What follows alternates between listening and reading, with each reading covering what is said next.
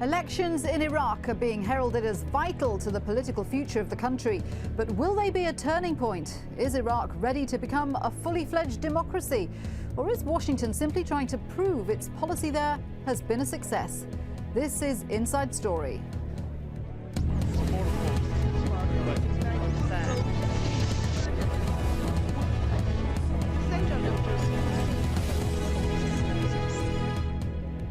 Hello and welcome to the programme. I'm Shuli Ghosh. So the world is focusing on Iraq's parliamentary elections, the second since the US-led invasion of 2003. But after years under Saddam Hussein, followed by occupation and sectarian rivalry, is Iraq ready to be a new democracy? Well, around 18.9 million eligible voters will choose from over 6,000 candidates from 86 political groups, all vying for 325 seats in Parliament. No political party is expected to win a majority, and the horse trading to form a new government is expected to take weeks or even months. The big question is whether Iraqis will see these elections as being credible. Already violence has disrupted the voting, and Al-Qaeda has warned people to stay at home, threatening to kill anyone who goes to the polls. Despite that, though, many Iraqis are determined to vote, and Prime Minister Nouri al-Maliki says a high turnout is vital for democracy. I call upon you to benefit from democracy with consciousness, and you have to go to the ballots and take part in the elections actively. I also call upon you to choose well the one you choose for the next mission. The upcoming stage will be important, and the one who you will choose will remain in power for 4 years. So let me introduce our guests today. From Baghdad, we have Saad al-Mutalibi, advisor to the Iraqi Council of Ministers. Munda Adami is with us from London, where he's a researcher at King's College. And Scott Lucas joins us from Birmingham, where he's a professor of American Studies at the University of Birmingham and the editor of EnduringAmerica.com. Gentlemen, thanks very much indeed for joining us. Saad, let's start with you since you're in Baghdad. I've heard Iraqi candidates discussing these elections as a democratic revolution. Is that your view? I think it's as vital as the French Revolution to the Europeans, how it shook the monarchy thrones all around the European state of France.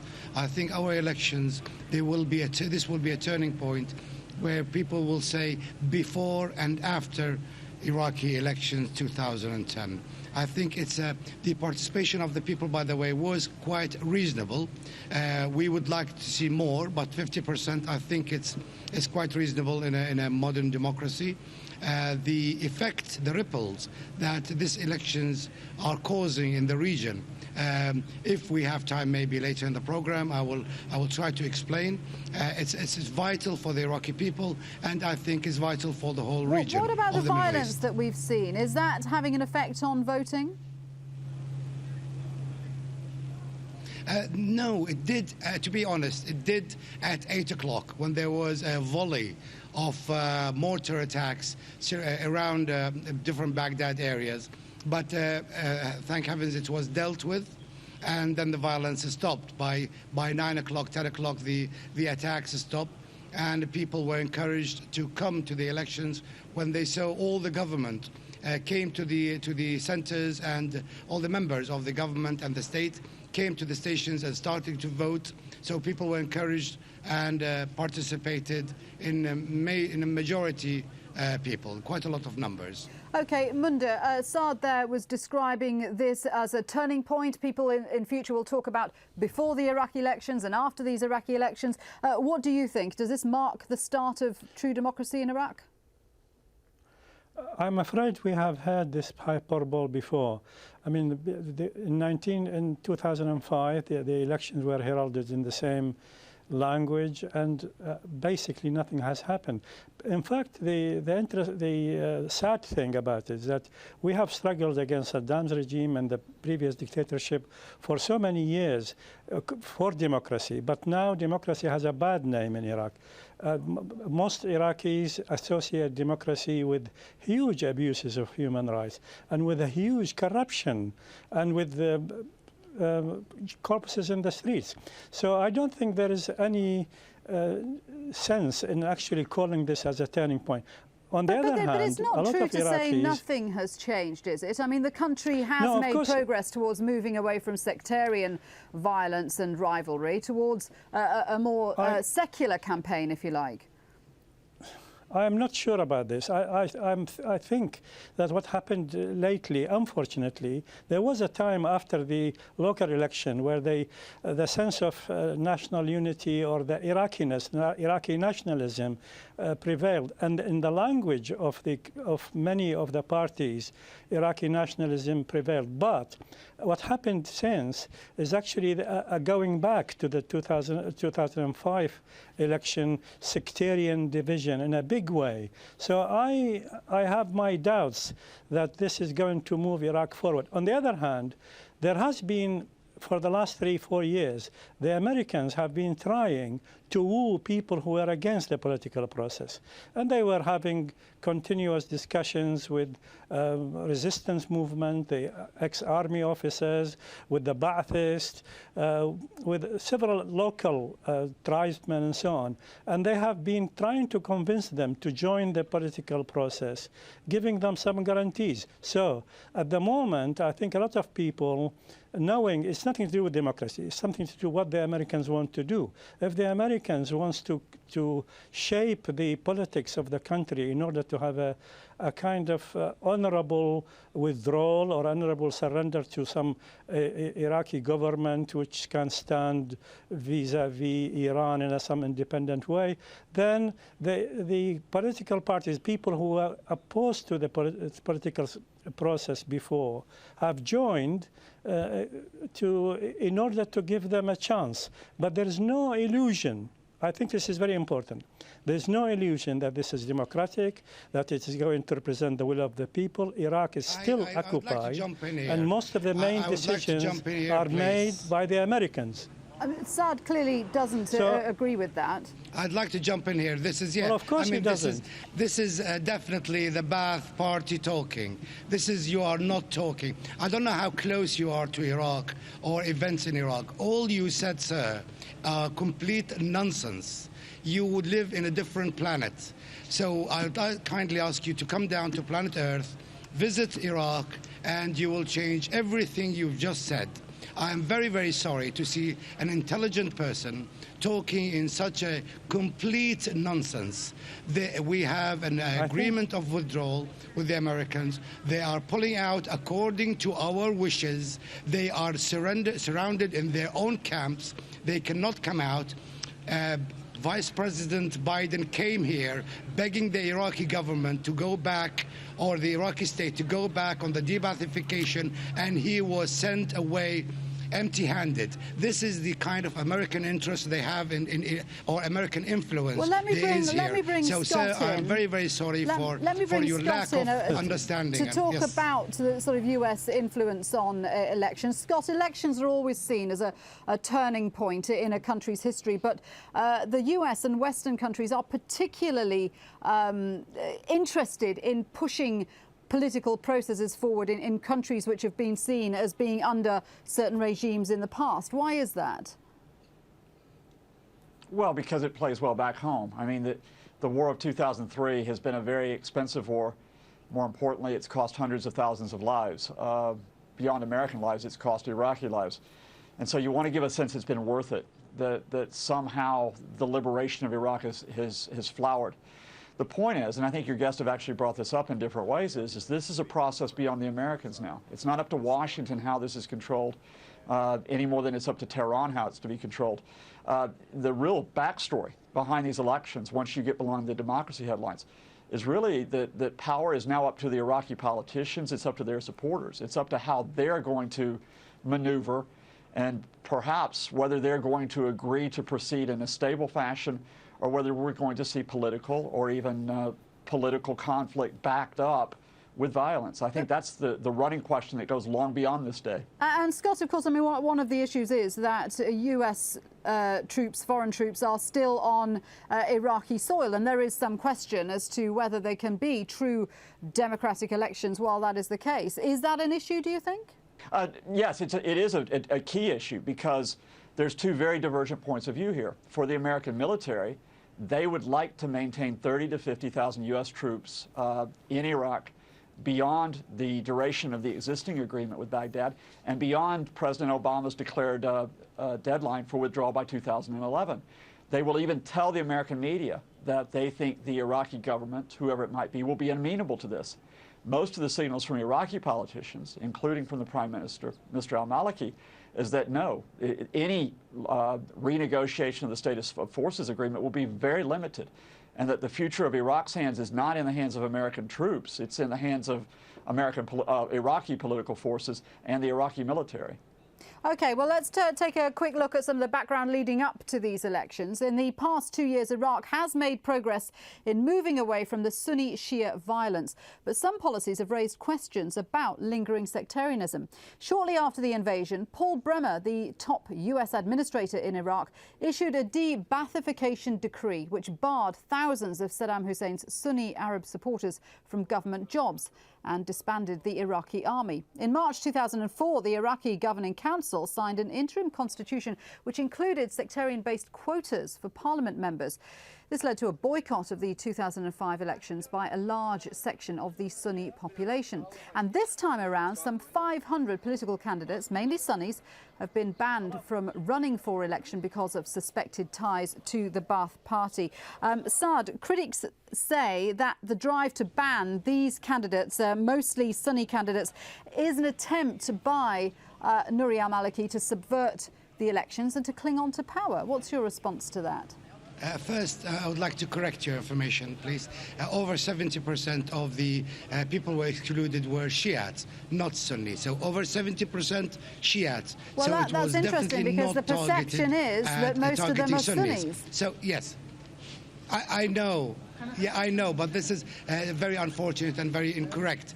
It's over 70% Shiites, and some important Sunni leaders were excluded, like Dr. Saleh al-Mutlaq. So the perception was that Sunni were excluded. But notwithstanding who was excluded, can you have true democracy when candidates are excluded? Well, we have a constitution.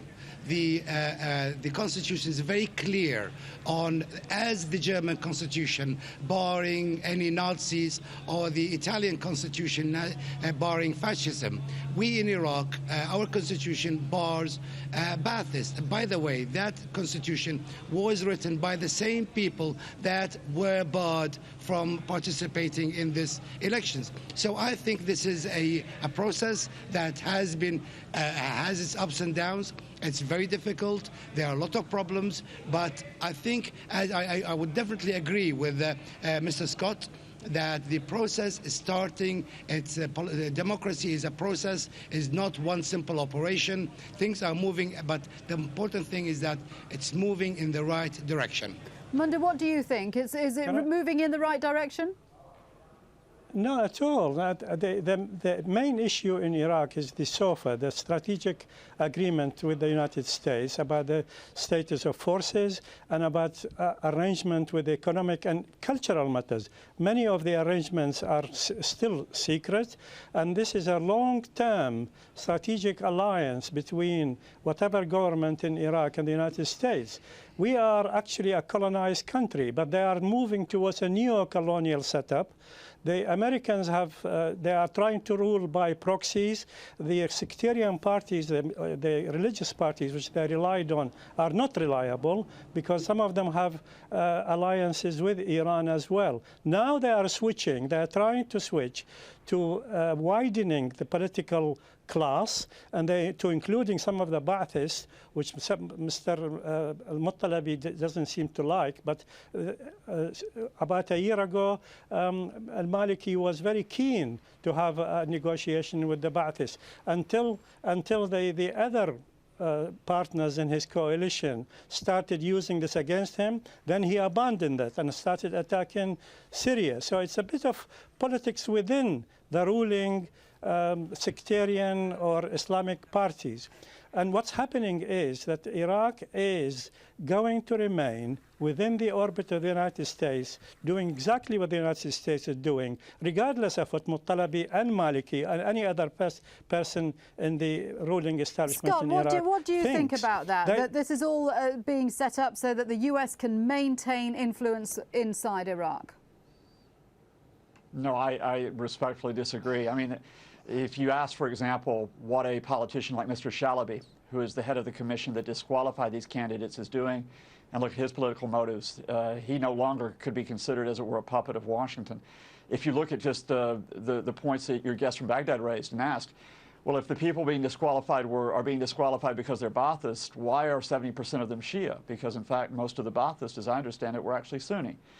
In other words, this is a very complex process and a maneuver for power within Iraq. The Americans may have tried to be in control of this process during the Bush administration, but they've been unsuccessful. And I think the real story of what's happening, and it's illustrated a little bit in the conflict between your guest, is that the battle is beyond Washington, and it will be between not just Shia versus Sunni, it will be between many different groups, both within the current ruling coalition and outside it. What about the Iranian influence? Sorry, go ahead, Munda. Sorry, I'm afraid this is the kind of media image that has been promoted about Iraq from the beginning, that soon after the resistance to American occupation spread widely in Iraq, the bombing started, a lot of assassination and throwing bodies in the streets started on sectarian basis, so-called. And the idea was to make it as a conflict within Iraqis. Iraqis did not like the occupation. Iraqis disliked Saddam Hussein intensely. They fought against it, all of them, Sunnis and Shi'is. But what happened when the Americans came, the Iraqis stood against the occupation. But then the Americans started making it as Sunni versus Shia, and they succeeded. They succeeded by buying a lot of people and by manipulating the media. And now we are told that everything is in the hand of Iraqis. I'm afraid it is not. Well, let's take a look at what influential Shias are saying. The Shia cleric and head of the Sadri bloc, Muqtada al-Sadr, has called for an end to sectarian violence, and he's urged people to go out and vote. There is a tendency for violence between Shia and Sunnis. This has to end as soon as possible. It's not in the best interest of Iraq or its people. There is a strong possibility and worries about possible fraud in the current elections. Since there is an occupation in Iraq, there must be worries about fraud. But that does not mean that people would resort to violence or rioting. No, there are peaceful means to protest. Anything beyond that would be considered treason to Iraq, its people, its territorial integrity and security, and should not take place. Saad, in Baghdad, the issues that Munda raises there are going to be crystallizing after the election. The problem for you is that there's going to be, well, no one party is expected to win outright, so there's going to be alliances made. If it takes a long time, Iraq could drift, and if Iraq drifts, then we could see a return to tension and violence. What are your worries for after the election? Good question, but before that I'll have to go back on the SOFA issue. There are no secret items in the SOFA. It is published on the internet. He can read it. I can email it to him if he wants. I have the actual copy that was signed by Mr. Maliki and the Foreign Secretary. I can sign it. I send it to him by email. He can see it, and there are no secret appendixes. Anyway, there are no secret attachments. Believe me, there isn't. If you want to believe these stories and rumors, you can believe anything you like. But I have the original. Well, anyway, if you believe the United States have spent all this money and the blood of their children into something which is handing it over to Maliki, then you believe anything. Munda, isn't the point of having these elections to give Washington the opportunity to withdraw totally from Iraq whilst calling all of this a success? Doesn't this facilitate their leaving Iraq? This is the media attention, but this is the cover story. But the actual content of it is to have Iraq in a neo-colonial setup with a political class which probably will have two big parties or two big fronts, each of them is in the control of the Americans. I mean, what happened is that the Americans have lost control of the religious parties which they had to rely on to fight the insurgency. But then after that, they tried to negotiate with the insurgency and with the Ba'aths and with the local Sunni tribes and so on, and everybody else, in order to widen the political class. And now they are trying to manufacture a system which they know they can manipulate forever. But the way they want to do it is to create some kind of a balance within the political class. The Iraqis are waiting for that. Let me stop you here. Let me stop you here. Let me stop you here because you really lost in your own analysis. You are going right and left, so let's keep it away from that. Let me answer the question I was asked. It's understandable that no one party or one coalition will have a majority, so we expect a majority government. But this majority government will not be built on consensual democracy.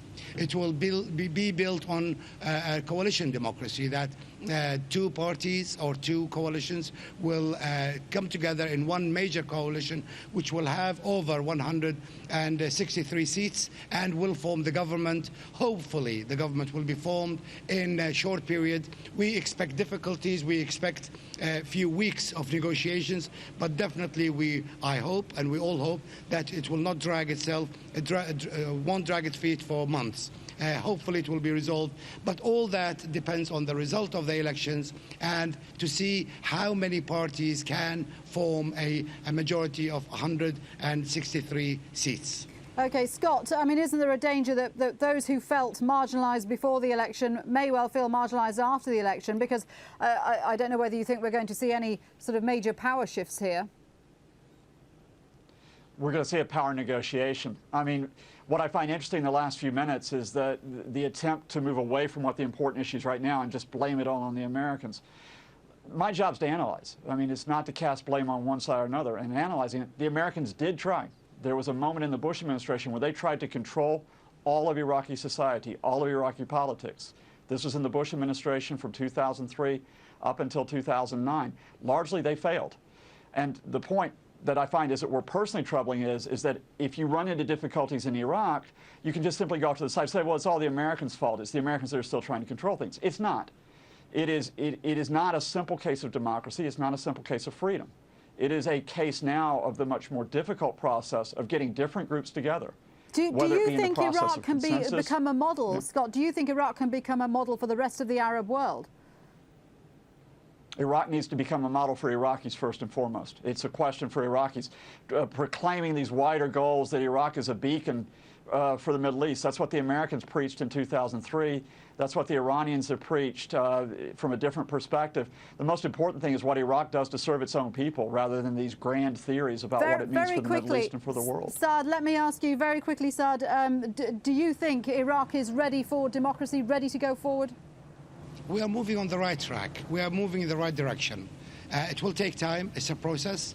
It will take time, and it will take convincing to the Iraqi people to participate, to understand that they have the power to change the government through a ballot box. And with a paper, they can change the government.